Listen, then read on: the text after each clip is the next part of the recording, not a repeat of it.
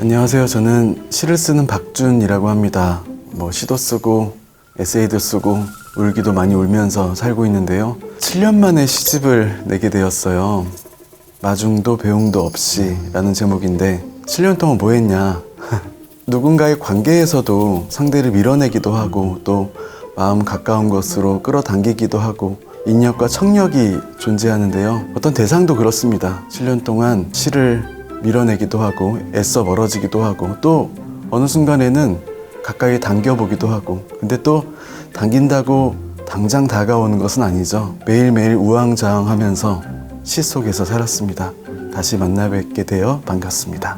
제 앞에는 질문통이 놓여 있는데요. 이른바 박준에게 무엇이든 물어보세요 입니다. 첫 번째 질문을 뽑아보겠습니다.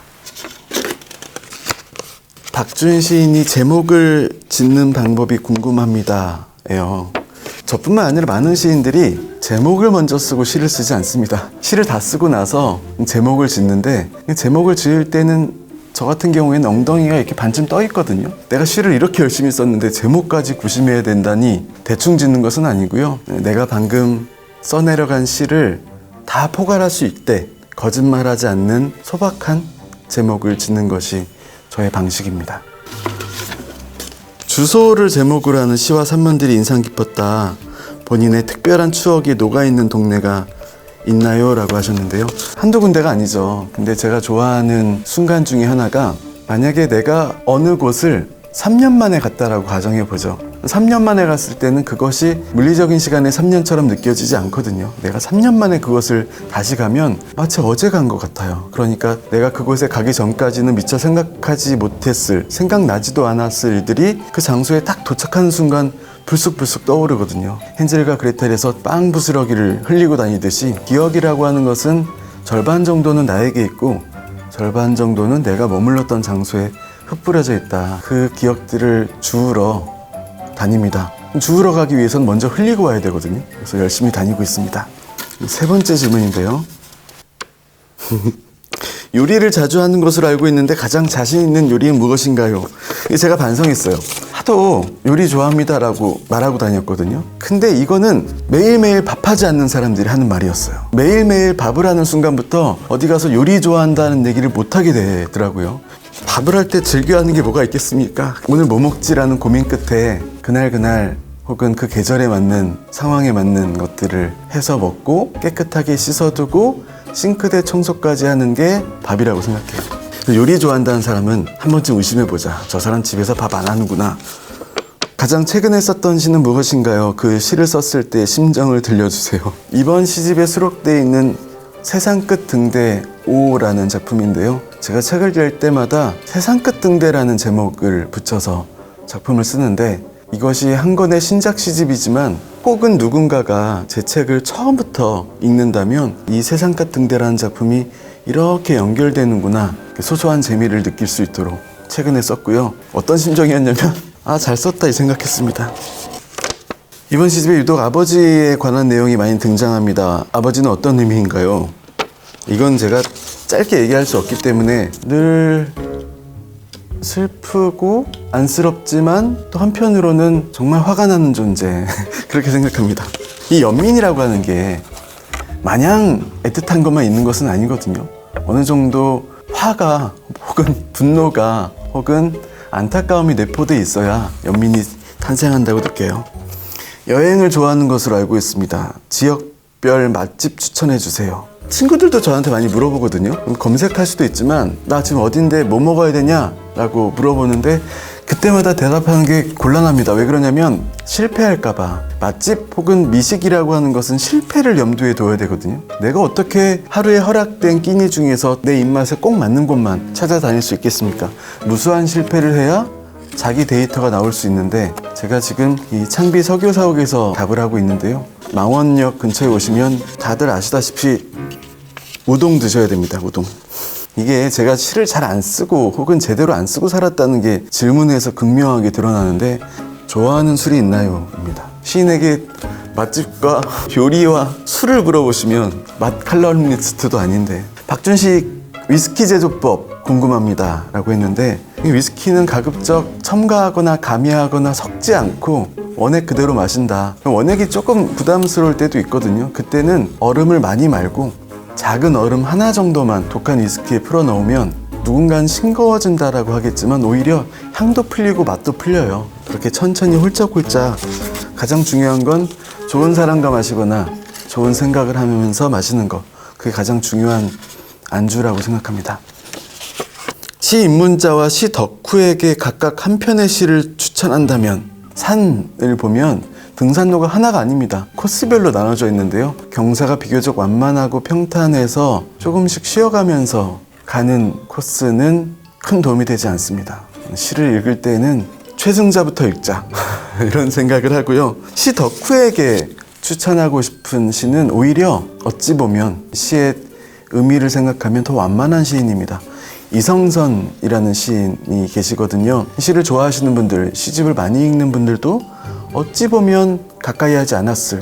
펼쳐보면 내가 그동안 단련된 시의 어떤 독법이나 감각으로 대하기에는 너무 밍숭맹숭한 거의 숭늉 같은 시인데요. 오히려 올라갈 때는 처음 오를 때는 좀 힘들게 오르고 이 정상에서는 계속 오를 수 있겠습니까? 조금 즐기면서 유유자적하게 있는 것도 좋다.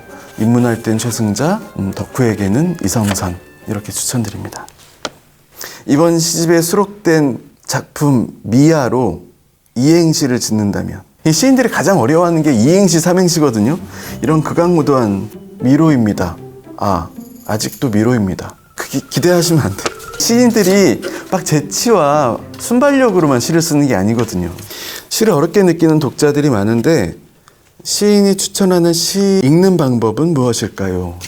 이 시가 어려운데요. 왜 어려운지 이성과 논리로 분석해내겠어 라고 하면 점점 더 어려워지고요. 오히려 이것을 접근할 때 너무 촘촘한 그물을 짜고 의미 하나하나 이 안에 들어있는 내용 하나하나에 집중하다 보면 더 잔돌이 많이 걸리고요. 촘촘하지 않은 넓은 그물을 짠다면 의미 있는 것을 건져낼 수 있습니다.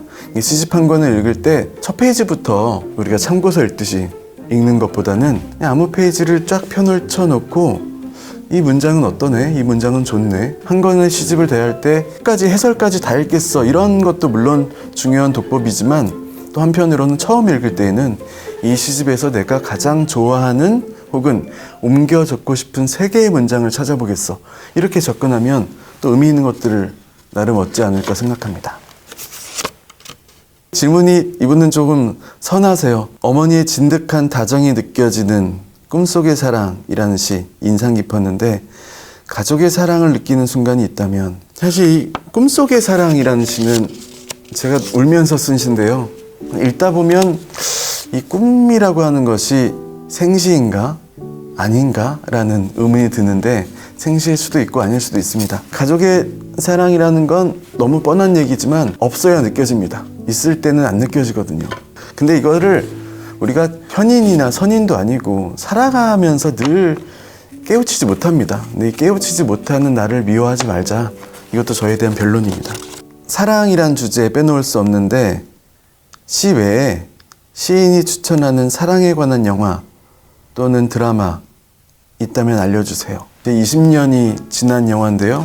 그 허준호 감독의 봄날은 간다라는 영화가 사랑의 다양한 면모를 보여줍니다. 물론 남녀 주인공의 사랑도 등장하지만 그 주변에 있는 사람들이 어떻게 사랑을 하고 어떻게 파국을 맞이하고 다시 사랑하고 여기에 더불어서 이 역시 시간이 된 영화지만 천맨밀이란 영화 우리가 주인공들의 사랑에 포커스를 맞추면 너무나 아름답지만 주인공과 주인공이 아닌 주변인들의 사랑을 이렇게 보면 이것이 온전해지는 사랑이구나 좀 다층적으로 느낄 수 있는 영화입니다. 두 영화 모두.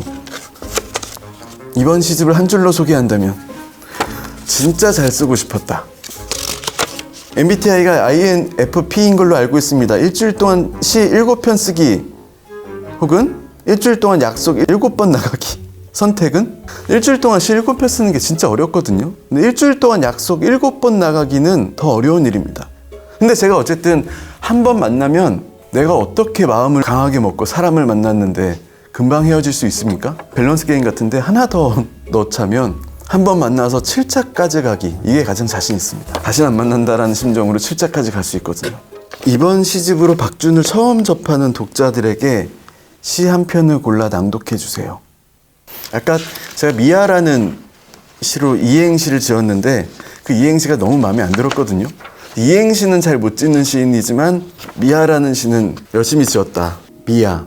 사람들에게 휩쓸려 잡고 있던 손은 놓치고 가방까지 어딘가에 흘리고 그렇게 서로를 잃어버렸을 때 다른 곳으로 가면 안 돼. 잃어버렸다는 생각이 처음 든 자리에서 기다리고 있어야 해. 내가 나를 찾을 필요는 없어. 내가 너를 찾을 거야. 근데 아무리 촬영하고 계셔도 시 읽으면 박수 정도는 쳐주시는데 이 질문하신 분은 어휘력이 굉장하세요. 첫 시집을 20대 끝물에 냈습니다. 끝물이라니. 20대의 박준과 40대의 박준은 어떻게 달라졌나요? 50대, 60대의 박준을 그려본다면 20대에 저는 시만 생각하면서 살았어요. 정말 누가 보면 웃을 일이지만 누가 보면 웃을 일이 아니라 제 주변 사람들이 모두 다 웃었거든요. 저를 보면 시만 생각하면서 살아가는 어떻게 보면 시키즈 같은 그런 모습이었는데 지금은 슬프지만 시 외에도 생각할 게 너무 많습니다. 그렇다고 시가 멀어졌느냐라는 생각은 하지 않고요. 연애 초기에는 3시간만 연락이 안 돼도 전전긍긍하거든요. 그렇잖아요. 별 생각이 다 들죠. 그러다가 서로 함께한 시간이 쌓이면 3시간이 뭐야 30시간이 연락이 안 돼도 걱정을 안 한다는 것은 아니고요. 서로에 대한 신뢰와 믿음이 있습니다. 지금의 시는 좀 멀어졌지만 와 우리가 잠깐 멀리 있을 뿐이지 언제라든 다시 가까워질 수 있다. 곁에 있을 수 있다. 그런 마음으로 살았고요. 이번 시집을 내면서 다시 가까이 두려고 했습니다. 50대, 60대에 저는 잘 모르겠습니다. 잘 살아야 좋은 시를 쓰지 않을까?